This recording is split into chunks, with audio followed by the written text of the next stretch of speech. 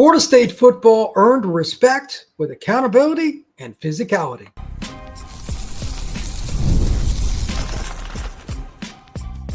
You are Locked On Seminoles, your daily podcast on the Florida State Seminoles. Part of the Locked On Podcast Network, your team every day.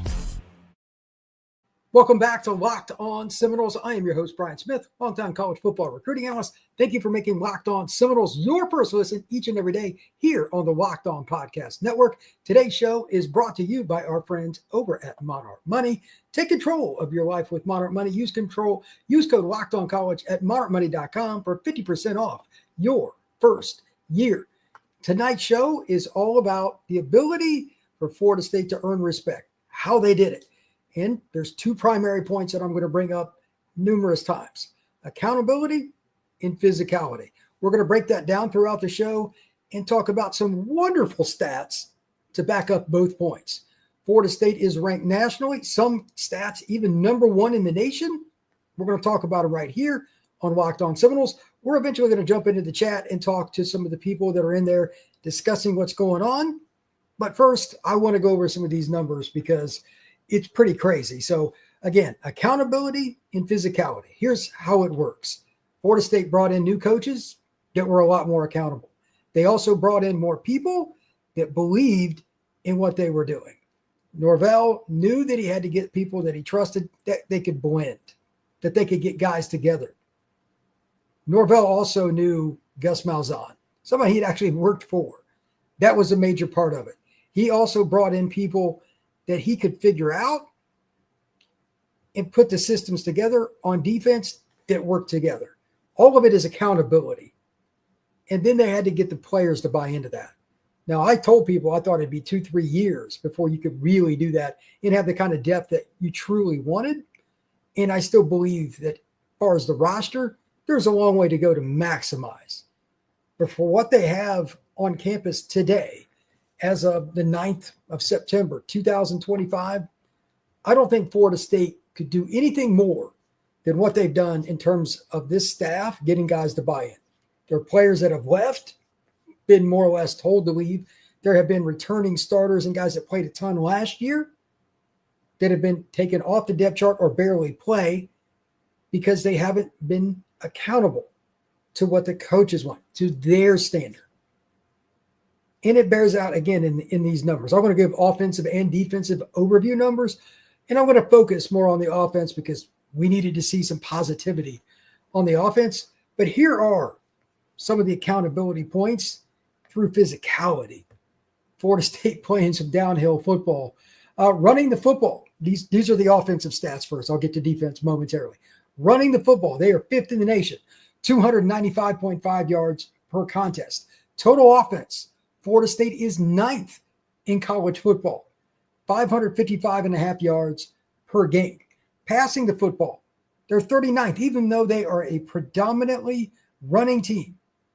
They haven't had a game yet where they went out and just threw it all over the yard, yet they are number 39 in the nation, still averaging 260 yards a game through the air. And then scoring, fifth in the nation, right on the dot, 54 points per contest. Florida State is lighting it up. So those are your base numbers, but it actually gets better. And here's why. Again, these are all offensive numbers. First downs, they've been grinding it out, and they played Bama. I got to keep that in mind. In game one, and played keep away. But even with that, 24.5 first downs per game, 27th in college football. Third downs, last year they were bottom 3 in college football. Well, that has certainly changed. They're 16th. 57.7% of the time, the Noles are converting on third down. That's tremendous. And then, remember how bad it was last year when they had to throw the ball? Just how disparaging it was? Guys coming free all the time. It was pretty much an embarrassment. It really was. Well, this year, sacks have given up 1, tied for 13th in the nation through their first 2 games. And then the really just fun stats. I'm a big fan of chunk yardage plays, so let's go through some of those. There are 4 of these. 2 are combined, and the last 2 are just passing. First 2 are going to be 30 and 40-yard plays, whether it's run or pass combined. First, let's go with 30. They've had 10 plays of 30 or more yards, whether it's a rush or a pass. That's good for number 2 in the nation. They've also, for 40-plus yard plays, they have 8 of them combined. Number 1 in college football. Passing plays of 30 or more yards, they have 7. Florida State is also ranked number 1 in college football. And again, passing plays of 40 or more yards, the Noles are number 1 with 6 passing plays going for 40 or more. Again, this is a rushing attack that is most often going to be the threat for Malzahn. But he said it in his opening statements in his very first press conference when he was brought to Florida State, and it's been true all the way through. Florida State's going to win with physicality and then throw the ball over your head. There are different forms of reverses, etc., that work too, don't get me wrong. But the base is power football, draw you up, throw you over the top. That's the very bare bones approach to this. The way he does it with the mobile quarterback and with a lot of speed and some size on the outside, his offenses work really well with that. And so for that matter, Norvell, they're very close. Of course, again, Norvell learned under Malzahn. These offenses are not much fun to deal with, and they've proven it.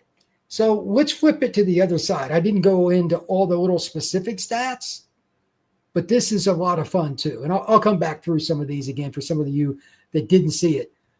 Defensively, they're still playing really, really good despite they emptied the bench in the last game and didn't give up any points till the end. But they're 40th in the nation in total defense, 269 yards per game given up, 96 yards rushing, that's 44th, 173 yards per game passing, that's 51st, and scoring 10 points per game, 23rd. Florida State playing Alabama changes the metrics a little bit, but it is what it is. They've done their job and been consistent in big money plays. Look at it this way. They set the tone with their physicality. Bama came out in that first game. Opening drive, what was it? 15 plays the Crimson Tide had, scored a touchdown. Didn't look real good. Since that play, Florida State has given up a grand total of 13 points in almost 2 full games. Bama gets 10 more, and then you get 3 points for East Texas A&M. They've been pretty much lights out. They've been about as good as it can get. So my question for anybody out there, what is next for them? What is next for them? And by all means, please jump in the chat, ask questions. I'll get to the few here in just a second. Are you more excited about the offense and all the explosiveness, or what is left on the table for the defense? Let me give you an example on the defensive side. Mandrell Desir has been really good. He was like number 1 on one of the Pro Football Focus stats, grade or whatever for defensive linemen against the run or something like that. I retweeted that today on one of my accounts on X. And I'm just like, true freshman that was a 3-star guy coming in, balling out like that. Physicality, that's something that Tony talked about extensively during his fall camp press conference. I'm here for it. Accountability through physicality. Florida State has had it on both sides of the ball in the trenches. Ironically, the very area that they struggled with probably the most last year. Because when the defense got gashed, it was usually because of poor run gap fits, not wrapping up, all the little things. And then offensively, they just missed which guys they were supposed to block constantly. It was really, really bad. When I come back, I want to talk about which guys that I think are going to step up more. Then I'll jump into the chat and we'll get into more stats as we go on through the evening. Thank you once again for stopping in for Locked On Seminoles. We'll be back in 1 second. Mazda crafts cars for those who do more than simply move. Mazda delivers confidence with every ride, with more top vehicle safety picks awards than anyone else as of August of 2025.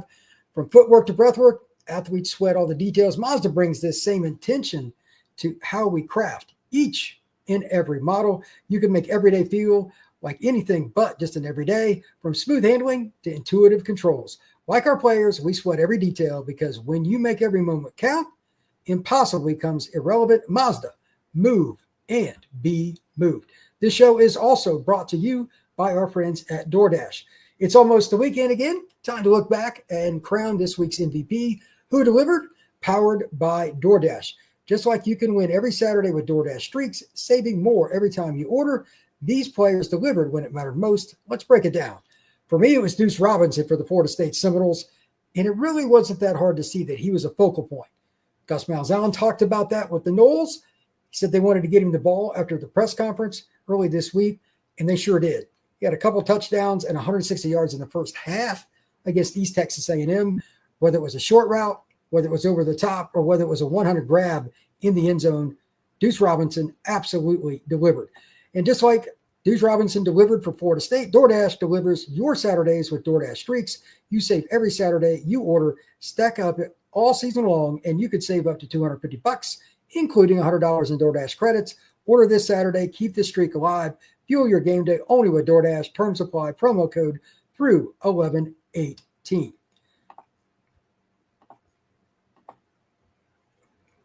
All right, let's jump back into the conversation and let's get into the chat as well. No surprise, very first person in the chat, Mike Merrick. What's up, Brian? In chat, go Noles. Mike, go nuts. What's happening, Mike?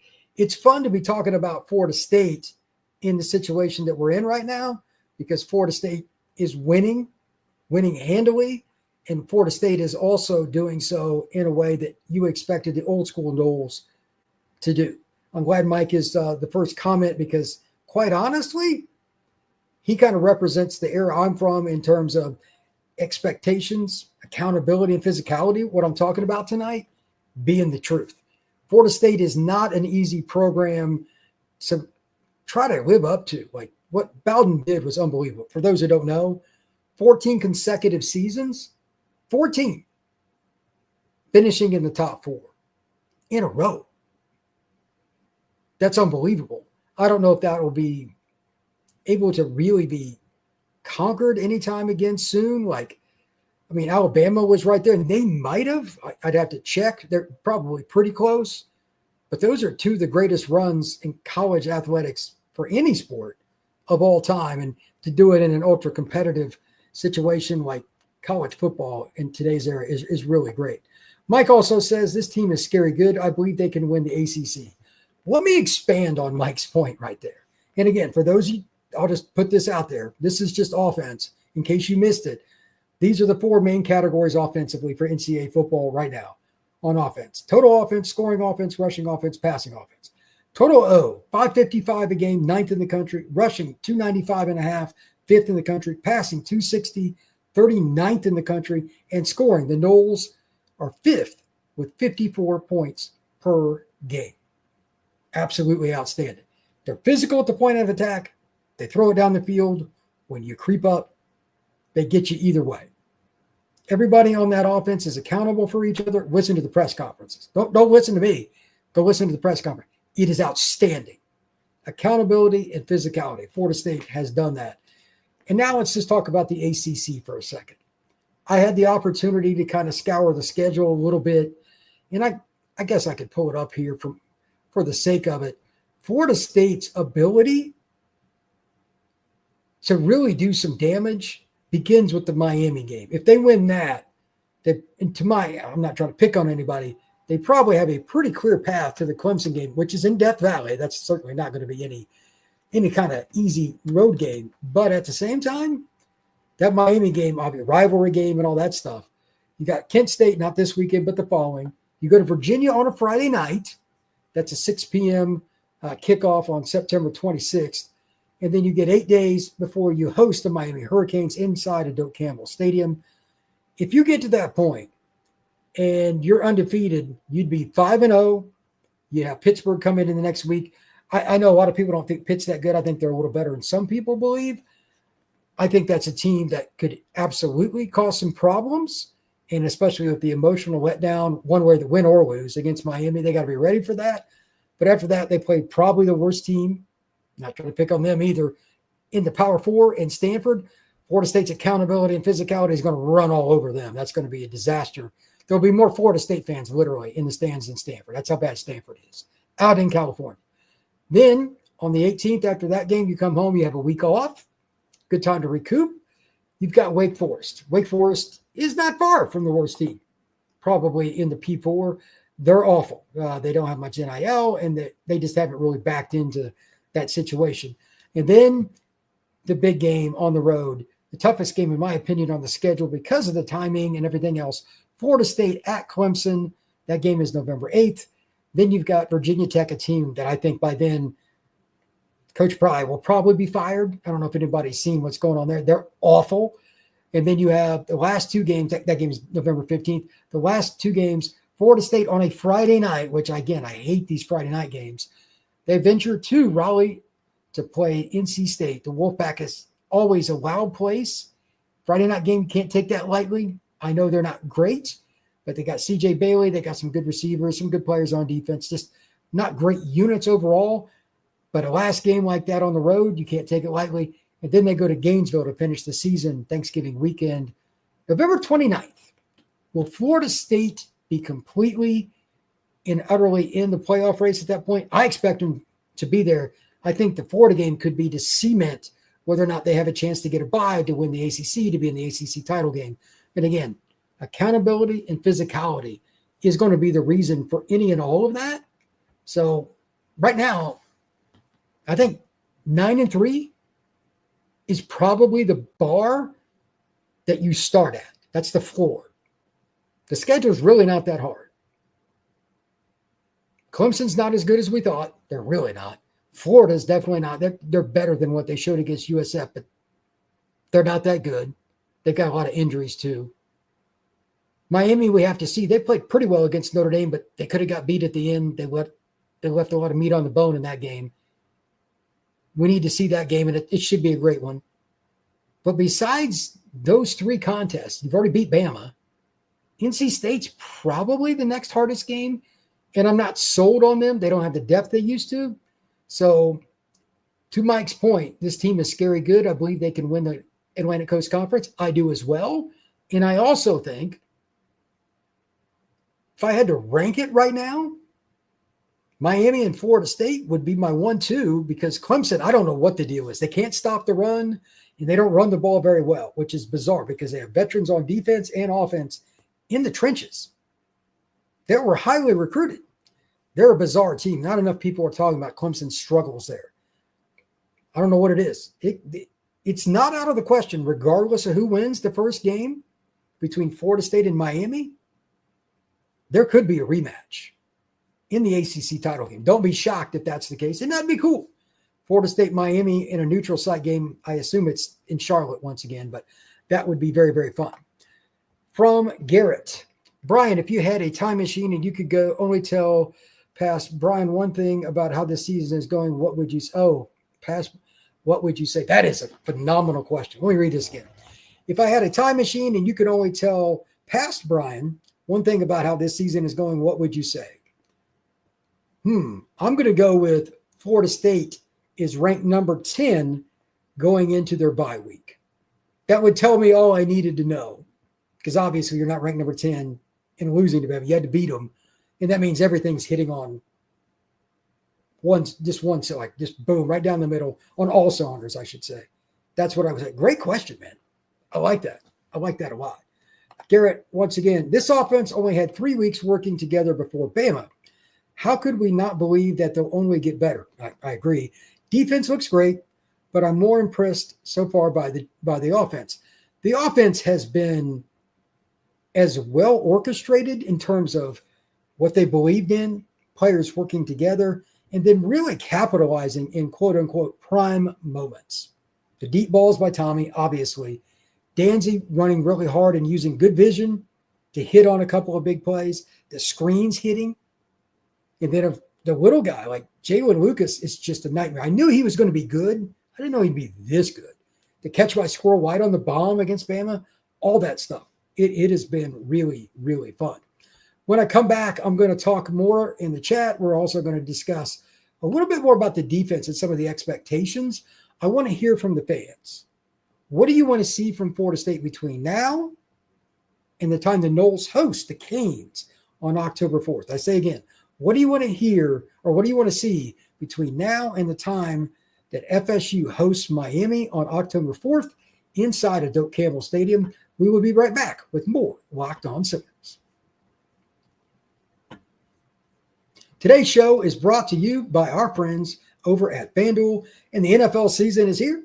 FanDuel is making sure you're ready for kickoff with a can't-miss offer. Right now, new customers can bet $5, and if your bet wins, you'll get $300 in bonus bets to use across the FanDuel app. You can do about anything you want with that money. You can bet on the basic lines on NFL games, NFL MVP, halftime scores, over-unders, player props, parlays, or anything else. FanDuel makes it more exciting each and every time football is kicked off. So are you ready to play? Download the FanDuel app now by visiting FanDuel.com to get started. That's FanDuel.com to place your first $5 bet. This show is also brought to you by our friends at Monarch Money. Monarch Money is an easy way for you to stay on top of everything. And most people can't even name all their financial accounts or even what they're worth, whether it's 401ks, properties, investments, or anything else.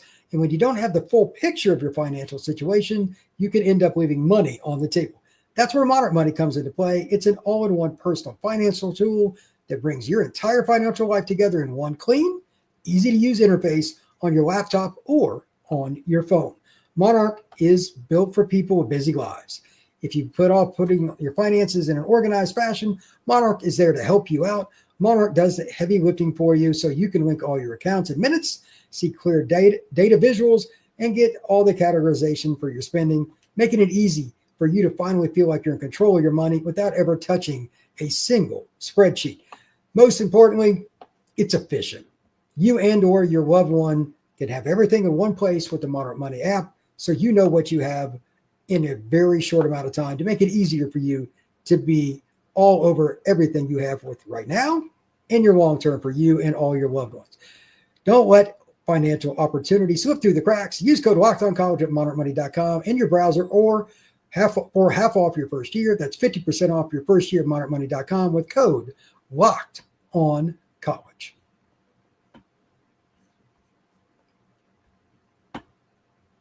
All right, we're going to talk more about Florida State now through the chat and everything that's going on in there. What do they have to do between now and the time they play Miami to really be ready for that incredible rivalry game? I want to hear your thoughts. I'm going to jump in the chat, but I want to give you my number one thing. Somebody brought it up. I think it was Garrett talking about the ability for the offense. It's been tremendous. We do need to see another step up on the defense. And here's what I mean. Turnovers. East Texas A&M really didn't turn the ball over, and they weren't that poorly coached. They were pretty well coached. They just didn't have enough players. Florida State didn't turn them over as much as I thought. You're going up against Carson Beck when you get to that game. And, of course, you got to beat – I know you got to beat Virginia first, but this is all part of the process. You got to look at it through the toughest opponent, in my opinion. When you get to him, he's a guy that doesn't miss much. Here's an example. Florida State is going to be facing a quarterback that when he went up against Notre Dame when they played zone, he carved them up. 13 out of 16 when they were in zone. Tony White's defense plays more zone than man. And I'm sure he's going to have some things that he's saving. He's not going to admit that, but all coaches do this. But how much man do they use, and how much can they confuse a really veteran quarterback? Turnovers. For me, that's the biggest thing. If you have a different take, that's fine. And here's an extension of what I mean by turnovers. They've got to put more pressure on Beck than what he's used to seeing. A lot more. When he played at Georgia, he played in front of a great line. Miami has a great one too. It may be the best line in college football. It's arguable. They're certainly in the conversation. That much I do know.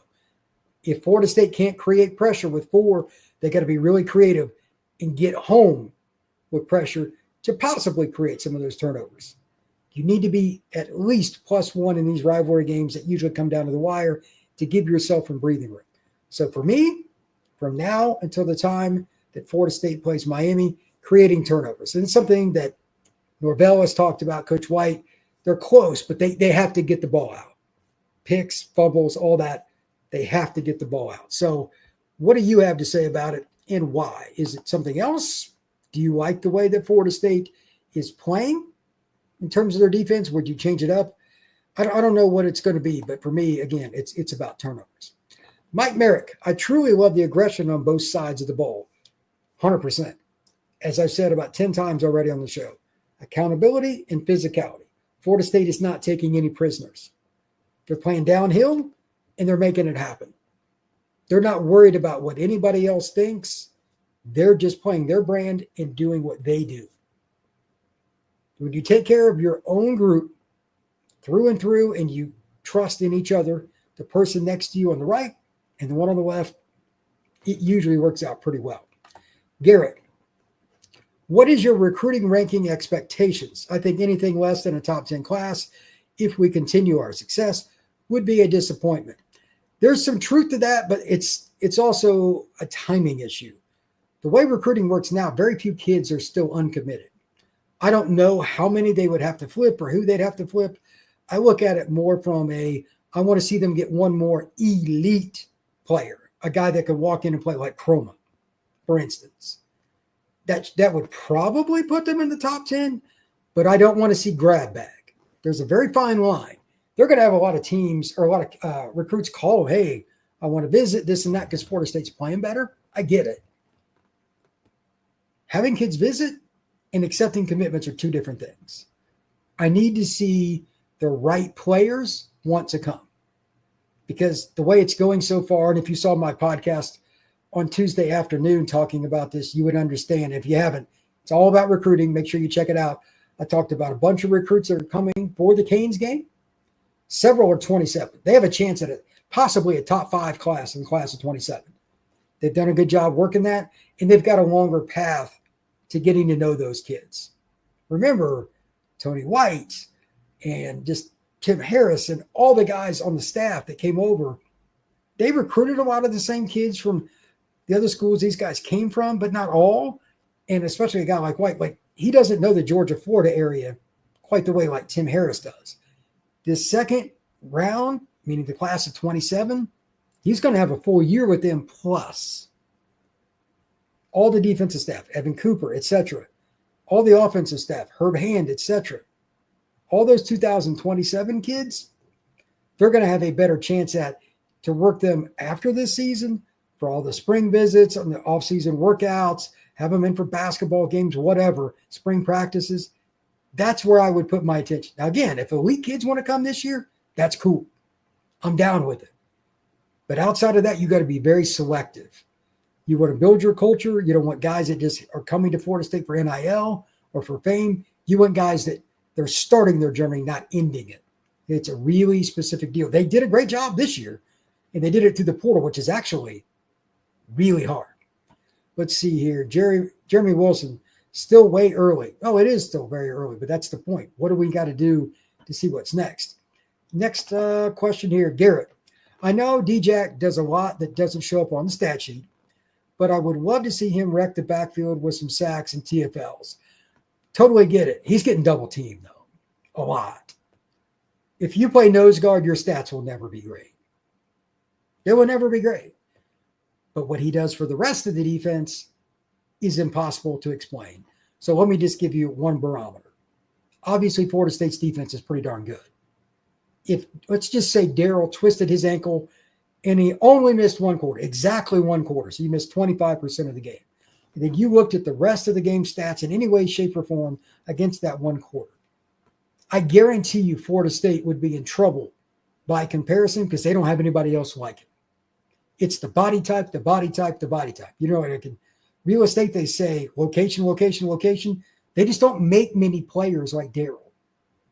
It's like having the perfect home on the edge of a lake that has access to the interstate within 5 miles, but it's still away from the crowd. Like every little thing is perfect.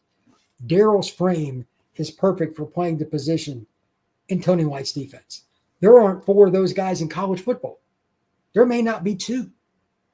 If he's in the lineup, Florida State is better because the other team's offensive coordinator has to account for him or at least try to on every single play with more than one blocker or risk their star running back or quarterback getting smashed.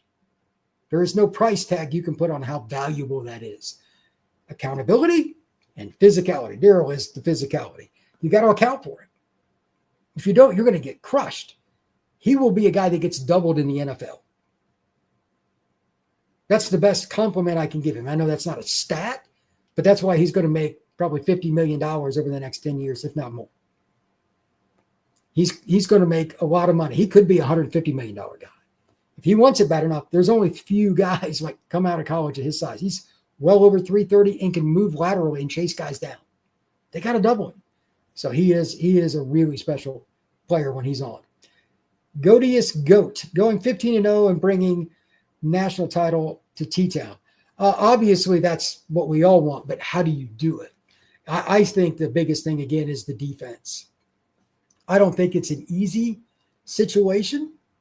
I know that getting the ball out and creating turnovers was honestly not just a problem last year for Florida State. It wasn't talked about enough because the offense was so embarrassing. But they didn't get a turnover for like 6 weeks in a row last year. Like literally, you can go look, it was insane. Florida State need to see that against Kent State, who's obviously terrible. Matter of fact, I'll look up a couple stats while I'm here, just out of curiosity. But what do we think the situation is going to be if Florida State can get 1.5 turnovers a game for pretty much the rest of the season? I think pretty much the floor would be 10-2. Like if they just start creating a few, they haven't really done much with the turnover department yet. So think about the offense kind of staying at this level, just being so locked in. And that's being very kind. Locked in would be very nice. I would imagine Florida State could hit, I'd say with 10 games left, at least 6 times, I would expect 40 points. If any game that they create 2 turnovers, 40 points should be expected because the offense is so dominant. You got to figure one of those is either going to be a score directly, like a scoop and score, or put you in an advantageous situation for a short field. So, especially against, again, not picking on anybody here, but Virginia Tech, Virginia, Wake Forest, those schools, they don't have the same talent as Florida State. If they turn them over, Florida State has a chance to absolutely smoke them. Kent State, not very good when it comes to their ability to do anything offensively throwing the ball. They're 97th in the nation, 187 yards. That's not very good. Let's see what their scoring offense is. I imagine it's probably pretty embarrassing there as well. Kent State, for the record, has always been one of the worst. Oh, wow. They are 113th in the nation, 17.5 points a game. Good luck. If Kent State's struggling against other teams, what are they going to do against Florida State's defense? That's got a chance to be a goose egg or 10 points or less. Florida State should be in a pretty good spot. Next up, Mike. I like the last comment. I'm with you, Brian, about the defense taking the ball away. Yeah, it's really the last part for the defense. They're shockingly, and all the credit in the world to them, they have figured out a complex defense pretty quick. Hats off to the coaching staff and the players. It's congruent here, 50% each way. Tony's been steadfast on his expectations, and he's gotten the results he's wanted for the most part. I'm sure it's not perfect, but for the first 2 games, going from predominantly man to predominantly zone, totally different concept and how you use the safeties, almost like a linebacker. There's no way that, at least off air, remember, press conferences, it's show pony time. Tony's not as bad as some others, but there's never 100% honest press conference, ever. Everything is about politics in college athletics too. But by and large, think about Tony's press conferences after the first 2 games, anything he spoke with the media. He's a pretty harsh guy, but there's not a lot he can complain about. Tackling's way better than it was last year. Run gap fits way better than last year. Corralling the quarterback, forcing him into the pocket, not allowing him to escape, which Florida State was terrible at. That's something that they're way better at. And then finally, just creating havoc. Not knowing which safety is coming. Not knowing which defensive lineman is going to stunt or going to slant, whatever. They caught Alabama off guard. They certainly caught East Texas A&M off guard. And they just wiped the floor of people with that stuff. So if the defense can continue that, the ball's going to come out more. It's kind of law of averages. I don't know when it's going to slow down or when it's going to be a situation where the defense is just so dialed in they can cause a bunch of them. Like, I'm sure their head's still spinning a little bit and they're just playing 100 mile an hour and thinking they got it right. By middle of the season, Florida State's defense, just to do the reps, they're going to know it's right. I think some of the turnovers will probably be more likely on the back end of the schedule. Like they're more likely to get turnovers against Clemson just because of the timing of the game, even though it's in Death Valley, than they are against Miami. And part of that senior quarterback from Miami, but Klubnik's a senior as well. So I would imagine that Florida State's in a pretty good spot for as early as they are into that D. But let's see where they are in 4 or 5 weeks when everybody truly feels comfy. That matters too. That really does matter. Goatiest GOAT. Saban didn't even do 14 straight top 4 finishes. He came close. That's the one I was wondering about because, like, outside of them, like in my lifetime, there's been nobody else. USC had a run for about 5 years. Obviously, Florida State, obviously Alabama. Miami, they had probation and stuff in the 90s, so they didn't do it. They were fairly close. That's it, man. Like, Nebraska was good for 7-8 years from 93 through about 2000, 2001. They're in that range. Colorado and Notre Dame both had like 5 to 8 year area. They were really good, but that's still not double digits. The run by Florida State is one of the most unique in college football or college athletics in general in their history because let's be honest. Football is the financial engine, whether most people want to admit it or not, in the FBS. It's not even close. There's only a few schools that it's not, and those probably are struggling. It's about butts and seats, and obviously football stadiums are massive. So keep that in mind too. I'm going to wrap up the show here, and I thank everybody for stopping in. I'm going to do something like this next week and focus more on the defense, dive into some players. Be thinking about which guys you want to talk about, what have you. Drop comments between now, and next week, early in the week, in any of the YouTube comments or whatever. I'll be happy to adjust or add questions, if you will, and we'll have some fun with it. But thank you once again. I truly appreciate you stopping in.